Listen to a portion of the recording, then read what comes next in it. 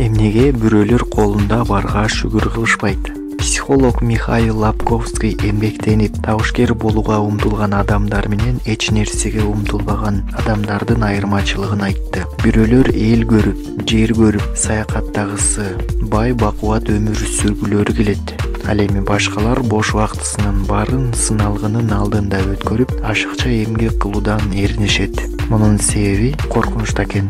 Себеби экинчилери чыныгы өмүр сүрүүдөн, көп акча табуудан коркушат. Ойдо жокто колуна көп акча түшсө, ага кымбат кийим да сатып алууну билбейт. Көптөгөн адамдар өз пикирин айткандан коркушат, ашыкча кыймыл аракет кылгылары келбейт. Эң башкысы ушул коркунуч алардын жан дүйнөсүн ээлеп алып, алдыга койгон жолдоруна бөгөт коет дейт психолог.